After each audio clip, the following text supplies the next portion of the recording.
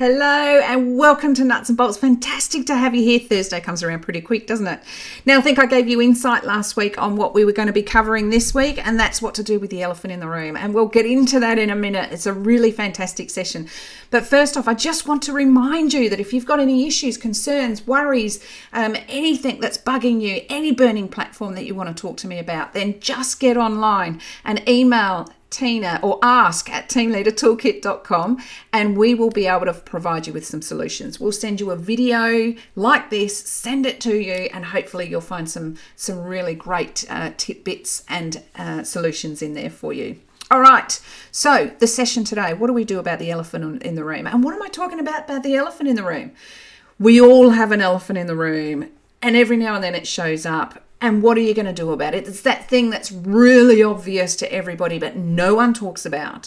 What about George from account department with the bad halitosis? What about Nancy, who's doing more online shopping and Facebooking than actual work? What about Trevor, the boss's golden boy, who the boss doesn't know he's got a split personality, and he comes in and shouts at everybody and screams at everybody, and everyone's cowering behind their desk because he's the golden boy. No one does anything about it. So all these elephants in the room that impact your day to day. So what do we do about them? If you say something about them, what if it gets even worse? What if there's consequences? If you do anything about it, maybe, what's normally a minor issue that everyone can just go, oh, whatever, it could bang up into a major issue. Maybe people won't like you because you're, telling stories about people, even though they're true. So our fears play on us, and it stops us from taking any action. And it keeps us paralyzed. So we feel uncomfortable without saying anything. So we sort of paralyze ourselves and we don't say anything. But the longer we put this off, the more we sort of sacrifice our own integrity, our own sense of self, our own sense of fairness. So if somebody is not working but they're on online shopping all day, well, is that going to impact us? Well, probably, because we might have to do a bit extra to make up for the time that person isn't online doing their bits and pieces. So how do we deal with such an elephant? Okay, how do we deal with such an elephant that can make our life really uncomfortable? All right, so first off, I want you to do is think about what's at stake here. Is it worth the conversation? There are some things that are worth the conversation, and there's other things that, pick your battles and pick the ones that are going to be impactful for you and make a really good, situation change for you. So you've got to ask yourself, are my values being compromised? What's better for the other person and me? Is there something that could lead on to worse things and all that sort of stuff? Ask yourself these questions.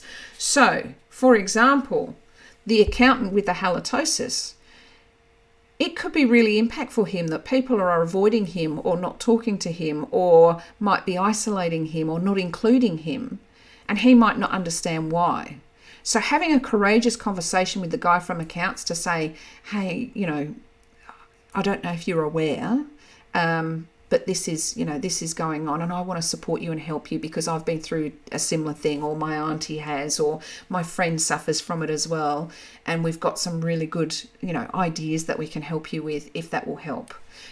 So you're coming over in a very supportive sort of way. If it is the situation where you feel like somebody's, doing a lot of online shopping and not working, so you've got to think, is this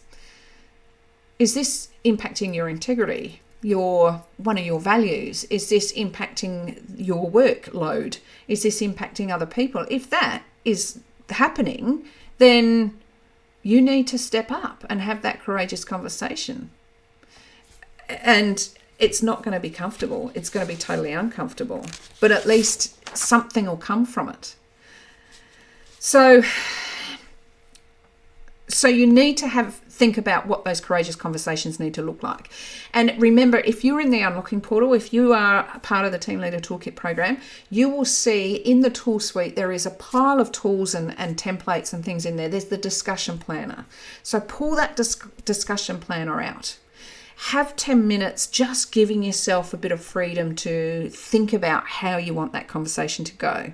It's called the Difficult Discussion Planner, and obviously these things can be difficult discussions, right? So you want to be able to make sure you're on point, make sure it's coming from a caring place, and you're also going to predict what you think the counter will be from them so that you can have an answer for that as well. So it just allows you to put some prep time into this discussion that you know is going to be quite uncomfortable. All right, so we need to take that deep breath. We need to exercise our courage muscle, and we need to have that discussion with those people in the room. And it could be as simple as, hey, Nancy, do you need some more challenging work? You seem bored. You seem like you're, a little bit disengaged. What can I do to help you? What are you passionate about? What is there something that I can, share with you?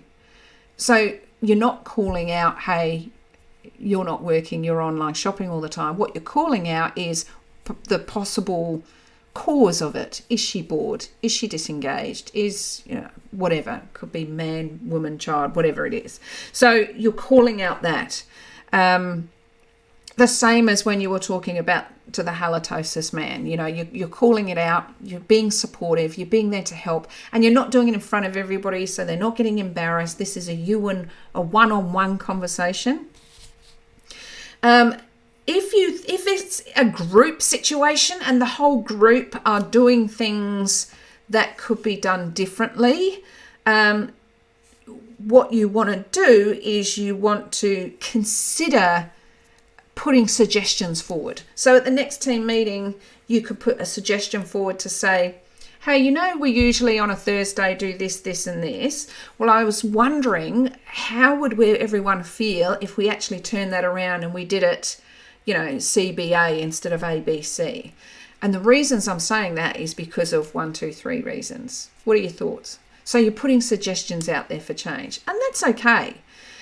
You can't dictate to a group how you would prefer things to run, but you can certainly put suggestions out there, suggestions for change, and see what feedback you get. You might get a bit of pushback, you might not. The way to set yourself up for success with this is talk to people individually and say, hey, Thursday we do that. Have we ever done it this way? And plant the seeds with people first. So those people that are reflectors have got time to think about it and all that, and you don't sort of pounce on them in a meeting and put this suggestion forward and everyone's going, I don't know, I haven't had much thought about that. All right, so it's all about, if you have an elephant in the room, it's all about, number one, determining whether it's something you're willing to live with, or is it actually something that is going against your integrity, your own values, something that is going to cause problems longer term. If that's the case, you need to act on it, and you need to exercise your courage muscle, and you need to have a courageous conversation. Download the Difficult Discussion Planner. Make sure your discussion's on point. Make sure it's coming from a place of care, and you can have that discussion. If your suggestion for change is to the group rather than an individual, then I would suggest you speak to all the individuals just one-on-one first, as posing the questions, planting the seeds, and then in the meeting say, hey, listen, I've just mentioned this, that, and the other. Just thought, is what's everyone's thoughts about what's the insights? So you're suggesting, you're not directing or bullying.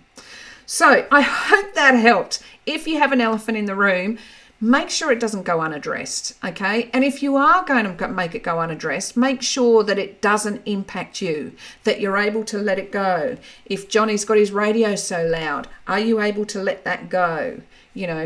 All those sorts of things. If you're not able to let it go, then you need to have that conversation. You need to deal with it.